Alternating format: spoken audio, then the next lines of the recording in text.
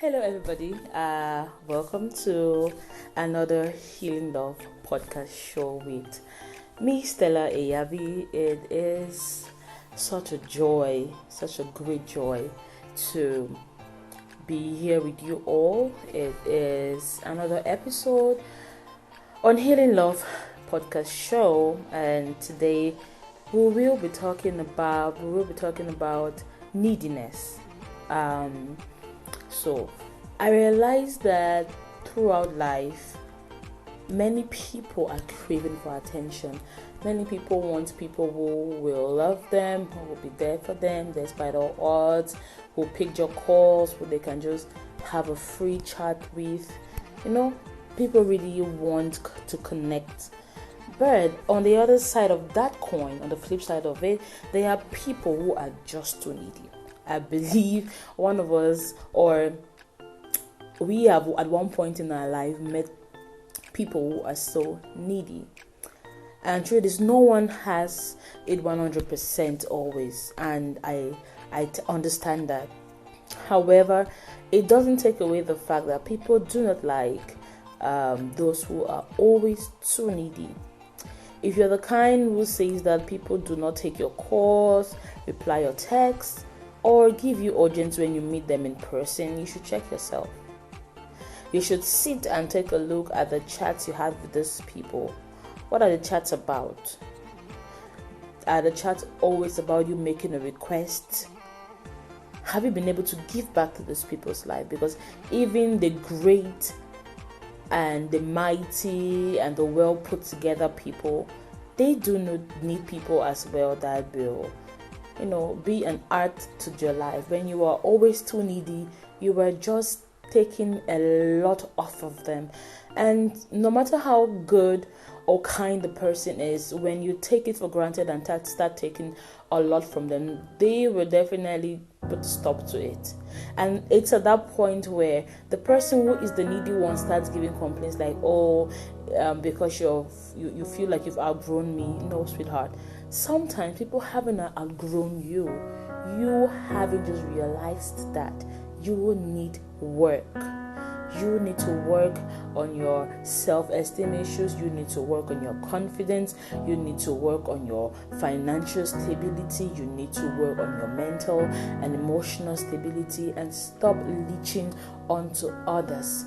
Truth, like I said already, is we need people. Despite all odds, we need people at one point in our lives, at some seasons in our lives. We need people. But when you constantly leech on people, you soak life out of them. You soak time out of them. And say you do this continuously for months. It gets tiring. And some people can give you more of what you want unless you desire to do the work. And then when you need support, they'll be more than willing and able to grant that to you because you first have found your strength. Okay? So now, I haven't said that you check your calls, check your chats about the kind of things you text people. There's this story I remember of someone who got to me, they wanted to talk to me about a pressing issue. And I was like, fine, this is my number. We could talk on WhatsApp or we could talk on Messenger, which was what I was using at that time. So the person got to me and was talking, and I was listening because one of the things I do, I have inner healing sessions and therapy sessions with clients, and once in a while, as my service to humanity, I give thousands and sometimes hundreds, sometimes tens of free sessions to people who I just feel really need it, but I don't want to put that tag on it because the initial instinct in me is to help first, since they really don't know that I offer these services, or sometimes they know, but the way they are stressed, they really can't at the moment afford. So I give a free session. But we got talking, and this lady was like, I feel like people don't like me. I feel like people don't have my time. I this, I that, I this, I that. I felt really, really sympathetic about a situation.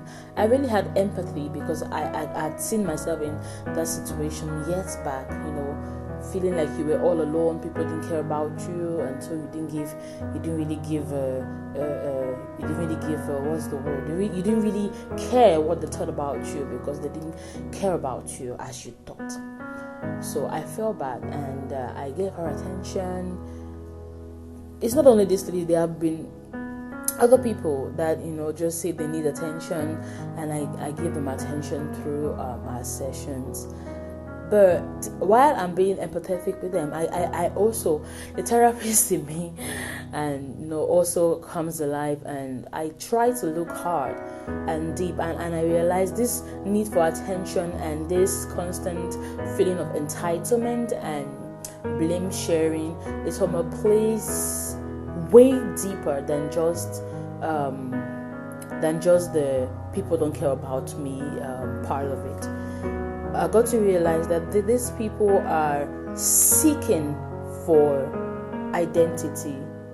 These people are seeking to be loved, but they are going about it the wrong way. They are trying to drag it off the chest of people. They are trying to drag it off the time people will give them. They are trying to, blame people for not giving them time, and feel like they need to pull it off by being harsh, by being gaslighting the people, by tricking them to feel bad so they can offer them more time.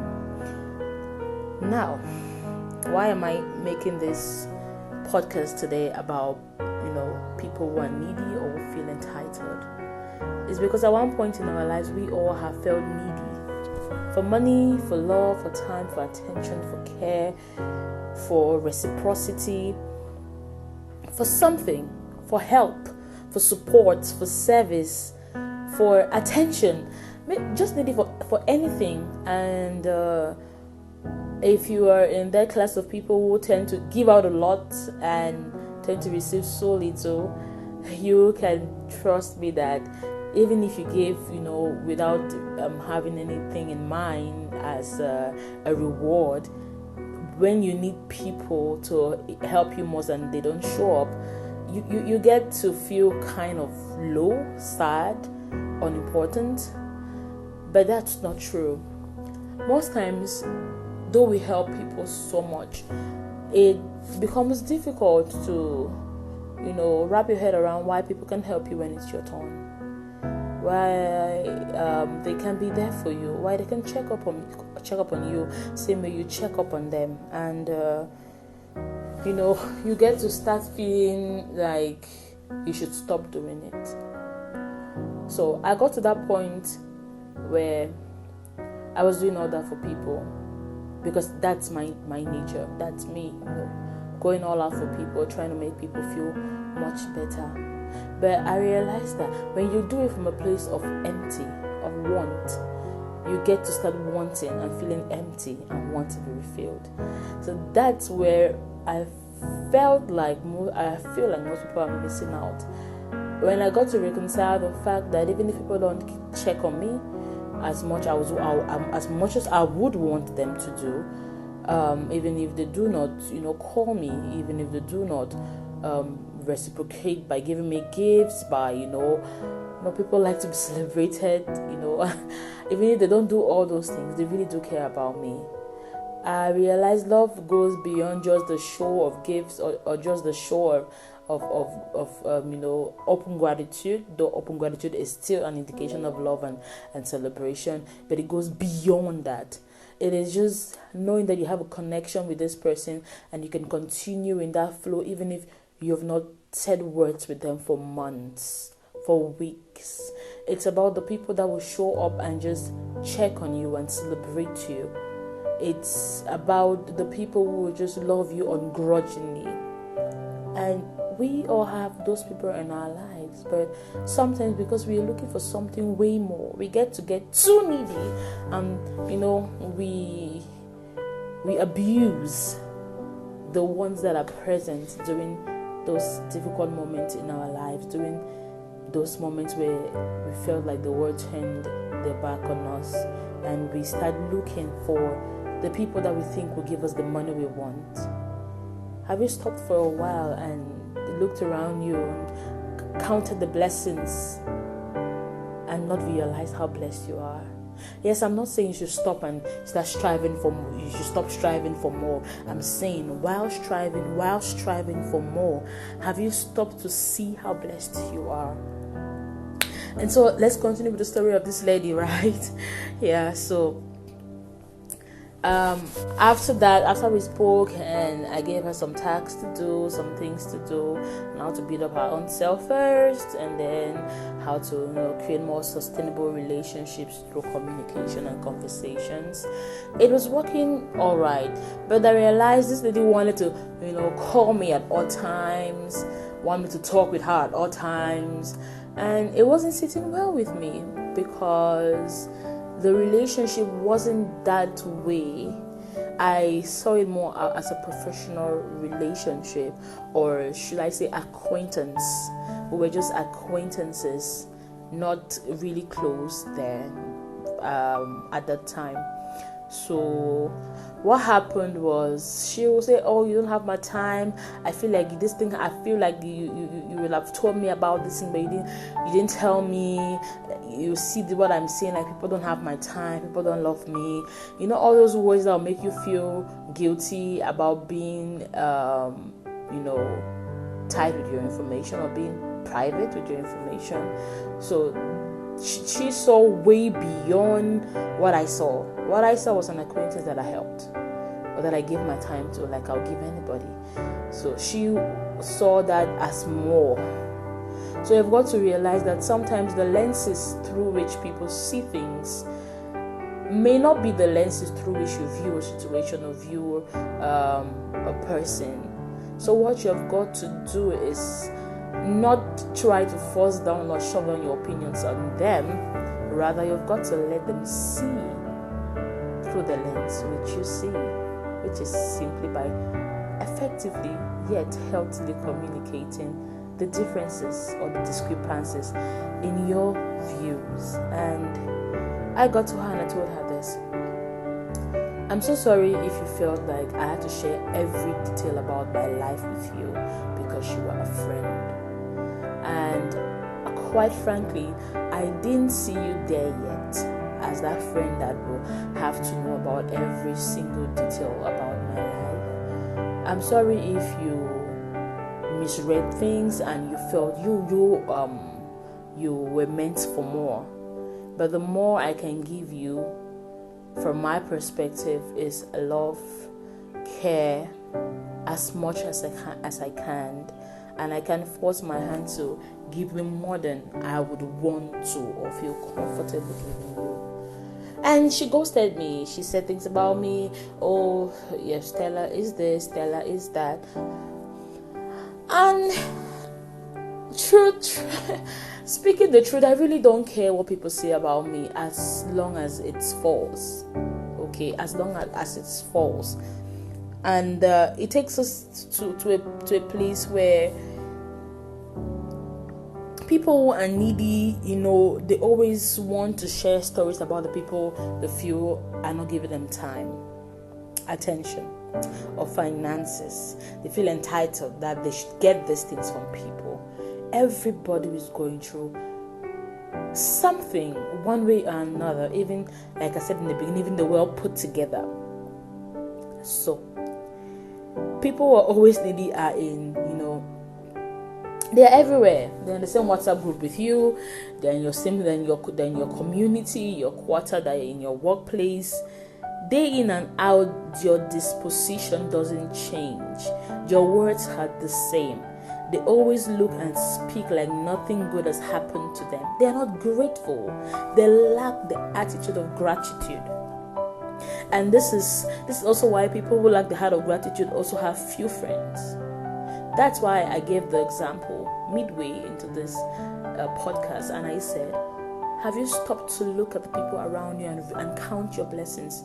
And have you stopped to do that and realize how blessed you are? sometimes we don't see how blessed we are because we want to see it from the perspective or the lenses of what everybody's calling success, which is having the rich friends that can gift you a car, gift you a Lamborghini, gift you a Ferrari, gift you a new house, gift you some gold chains that it's worth thousands of dollars or hundreds of CFA francs. The little things, your mom is not sick, your dad is not sick, or you lost your parents, but somebody came to your rescue to help and support you throughout life.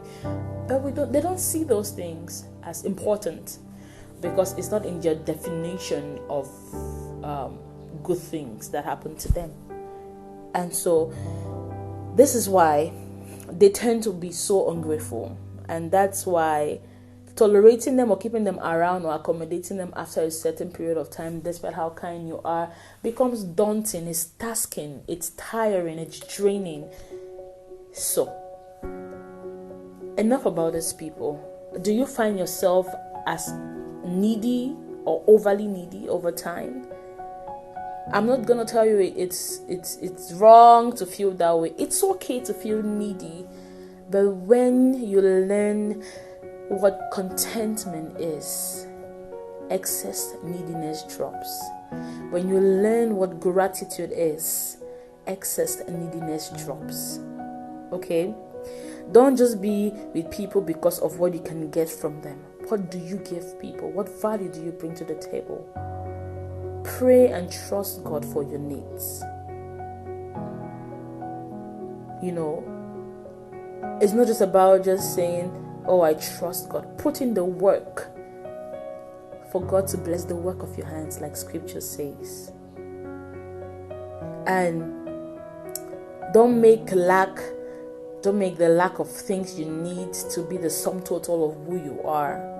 And stop being extra dramatic about all the things that have happened to your life. Things happen to all of us.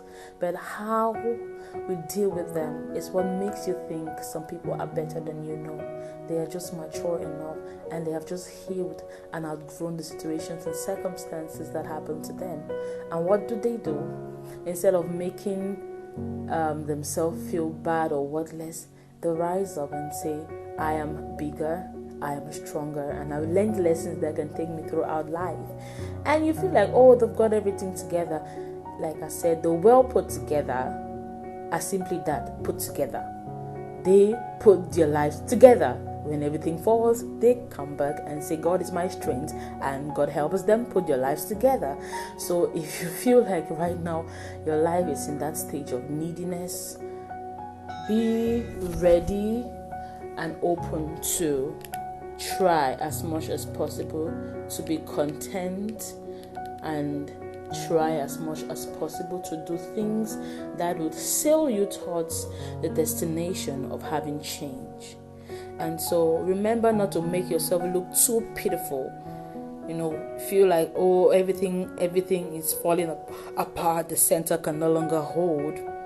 Rather, try to add value to the lives of people who you think or you feel entitled that they must give you things. Like I said, the rich sometimes just need your time, your appreciation, to show how grateful you are, to celebrate them and make them feel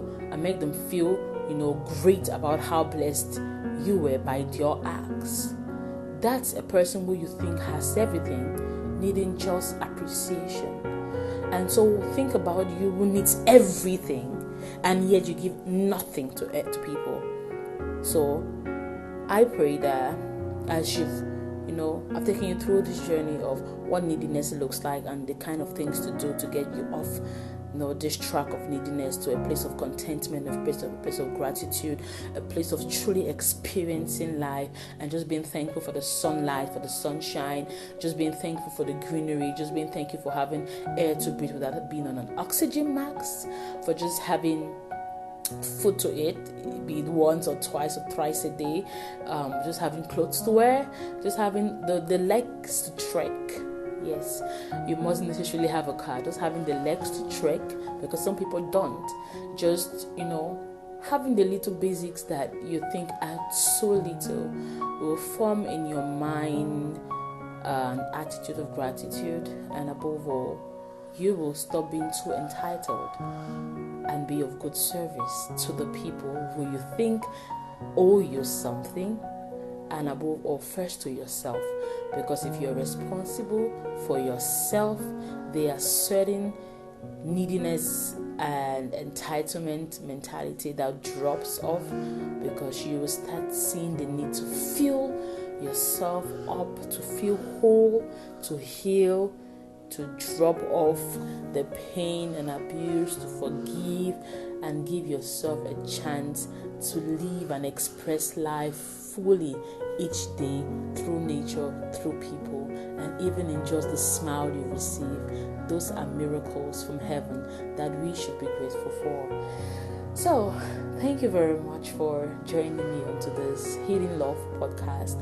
I pray that these words on this podcast really heal your soul, heal your mind, your emotions, and awaken your spirit to a much higher realm of experiencing life and living life beyond just, having the tangible things, but first of all, energizing the intangible.